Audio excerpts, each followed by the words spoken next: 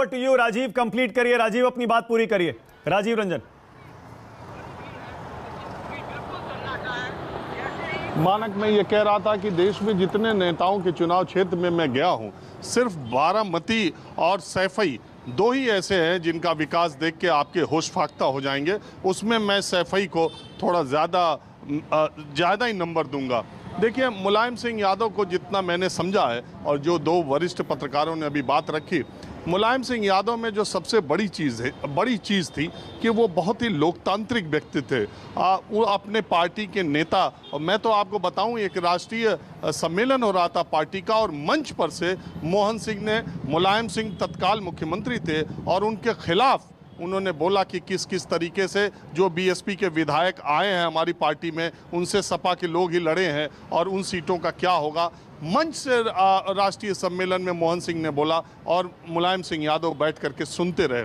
अब आजकल पार्टियों में ये परिपाटी नहीं है, न कोई नेता है जिसके खिलाफ उसकी पार्टी में अगर कोई नेता सार्वजनिक तौर पर बोल दे तो वो 1 मिनट बर्दाश्त कर पाए। अब वन मैन हीरोशिप चल रही है। नेता नहीं, अब नायक की तरह नेता मौजूद होते हैं। वो अकेले हाथ हिलाते हैं और पूरा मजमा उनके तरफ हाथ हिलाता है। मुलायम सिंह यादव ने अपनी पूरी ज़िंदगी में किसी मंच पर अकेले हाथ नहीं हिलाया। छोटे से बड़े नेता वो हाथ पकड़ के उठा के ले आते थे और जितने मंच पर नेता रहते थे सबके साथ वो इस तरह का व्यवहार करते थे। पत्रकारों के साथ भी उनका यही व्यवहार था। उनके खिलाफ लिखने, बोलने, पढ़ने वाले पत्रकारों के साथ कभी उन्होंने अभद्रता की हो या कभी तरेर के आंखें देखी हो, ऐसा कोई उदाहरण नहीं मिलता है। दूसरी बात, मैंने एक बार मानक, मैं आपके शो में ये बात कहता हूँ, मैंने एक बार सीधे सीधे मुलायम सिंह यादव से पूछा था कि आपको इस बात का अंदाज़ा है कि आपने यादवों का कितना पक्ष लिया है और आप पर जातिवादी होने का कितना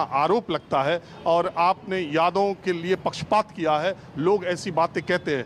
पहली बात तो इस तरह के सवाल आज के नेता से पूछ दे तो शायद आपको वो तुरंत ही भगा दें वहाँ से।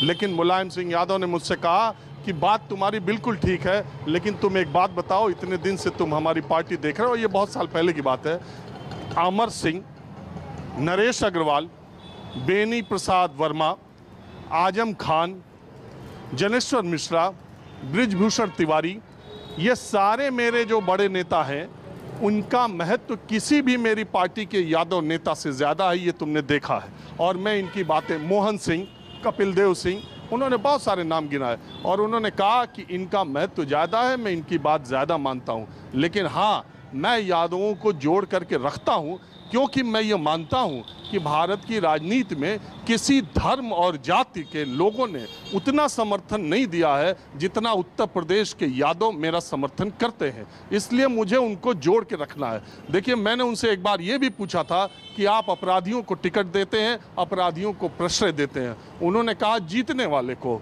मुझे एमएलए चाहिए, मुझे सीट चाहिए, मुझे संत नहीं चाहिए। वो सीधे कहते थे जब मेरे साथ जीता हुआ आदमी आता है तो वो अपराधी हो जाता है, और दूसरी पार्टियों के लोग जो नारा देते हैं चढ़ गुंडों की छाती पर और मुख्तार अंसारी को लोकसभा का टिकट देते हैं, तब उस पार्टी के बारे में आप ऐसी बात नहीं करते हो। बहुत साफ गोई से वो ये बात कहते थे। और मैं एक बात और बताऊं, उनको आज के दौर में निश्चित तौर पर उन्होंने MY समीकरण पर अपनी पूरी राजनीति खड़ी की, लेकिन मुलायम सिंह यादव को नब्ज इतनी वोटों की और जमीन की नब्ज इतनी पता रहती थी। आज का दौर होता लोग वीडियो बना के वायरल कर देते, ऐसी ऐसी बात वो कहते थे। 2007 में जब मायावती की सरकार बनी मानक, तो हम वो चुनाव हारने के बाद ओखला में यूपी स्टेट का एक गेस्ट हाउस है, वो वहाँ पर आए हुए थे और कुछ हम 2-4 पत्रकारों को पता था तो हम लोग वहाँ पहुँच गए थे।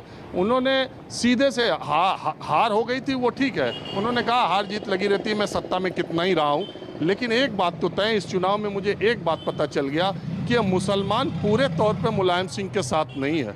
मेरा नाम मुल्ला मुलायम तो रख दिया, लेकिन जब तक मुसलमानों को बीजेपी से थ्रेट नहीं होगा तब तक वो एकजुट होकर कहीं वोट नहीं देंगे। दरअसल उस बार मायावती ने मुसलमानों को टिकट दे दिया था और मायावती की पूर्ण बहुमत की सरकार बन गई थी और वोट स्प्लिट हो गए थे। तब उन्होंने कहा था, तब उन्होंने एकदम सीधे तौर पर कहा था कि ऐसा नहीं है कि वो मेरे साथ है। और अभी इसी चुनाव में 2022 का चुनाव, उसके पहले उनके एक सहयोगी ने मुझसे बड़ी इंपॉर्टेंट बात की। उन्होंने कहा कि मुलायम सिंह को मुल्ला मुलायम का नाम तो दिया गया, लेकिन मुलायम सिंह को मुसलमानों का उतना वोट कभी नहीं मिला जितना अखिलेश यादव को इस बार मिल रहा है। तो ये एक उनको जमीनी सच्चाई पता रहती थी। हम लोग मजाक में जातियों का नाम लेते थे और उनसे पूछते थे कि नेताजी इस जाति का क्या योगदान होता है। मैंने एक बार ऐसे उनसे पूछा कि राजपूत नेता भी आपके साथ बहुत रहते हैं, तो राजपूतों का क्या आपके हिसाब से, क्योंकि ये तो कई जगह राजपूत और यादव सामने टकरा जाते हैं। उन्होंने कहा देखो राजपूत हवा बहुत बनाता है जो वो हवा बना ये आर्थिक रूप से संपन्न है, ये छोटी छोटी बाजारों में बैठते हैं, चाय की दुकानों पे अकेला राजपूत बोलता है और सब लोग सुनते हैं। वो वोट तुमको भले ना दे, लेकिन वो तुम्हारा माहौल खूब बनाता रहता है। तो इसलिए राजपूतों को जोड़ के रखोगे तो ये हवा बहुत बनाते हैं। और दूसरी बात ये है कि हवा का रुख पहले ही भांप लेते हैं और जिधर सरकार आने की या उम्मीद होती है उधर ये अपना जल्दी से माहौल देखने भी लगते हैं। तो उनको एक एक चीज़ बहुत करीने से, एक एक चीज़। एक बार मोहन सिंह से मैंने पूछा था, मैं आपको बताऊं,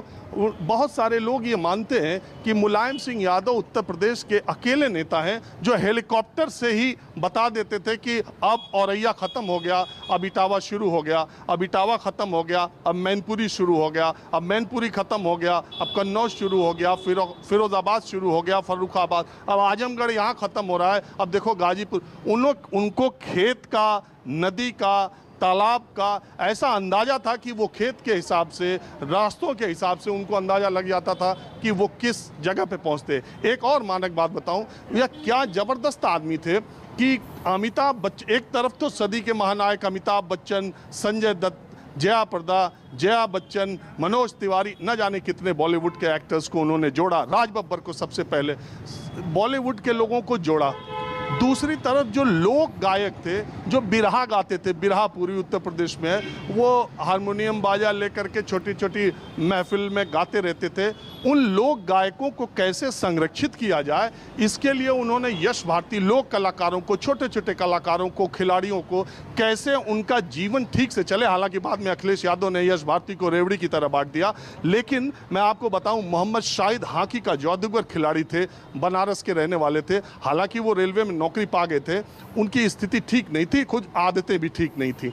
इस बात का पता जब मुलायम सिंह यादव को लगा कि मोहम्मद शाहिद इस आर्थिक तंगी से जूझ रहे हैं, तो उन्होंने तुरंत से यश भारती मोहम्मद शाहिद को दे दिया। और ये भी कुछ लोग ये भी करीबी बताते हैं कि उनकी आदतों को देखते हुए उन्होंने ये भी कोशिश की थी कि वो पैसा उनके परिवार को सीधे मिले। बहुत सारे ऐसे बिरहा गायक हैं जो 10,000 2,000 रुपए में यहाँ वहाँ गाया रहते थे, उनको MLC बना दिया, उनको विधान परिषद भेज दिया। लोगों ने पूछा क्यों बना रहे हो, बोला यार ये लोक गायक है, इसने जिंदा रखा हुआ है, एक बार MLC बन जाएगा, ताजिंदगी पेंशन पाएगा, कम से कम इसकी इज्जत से ज़िंदगी तो निकल जाएगी। और जिसको नहीं बना पाए उनको यश भारती बना दिया। देखो मानक, आप बड़े हो जाएं बहुत बड़ी बात नहीं है, लेकिन आप अपने से जुड़े लोगों को भी बड़ा कर दें, उनके लिए भी पूरी ज़िंदगी की व्यवस्था कर दें, ये बड़ी बात है। और इस मामले में मुलायम सिंह यादव अपने ज़माने के और आज के ज़माने के नेताओं से बिल्कुल अलग है।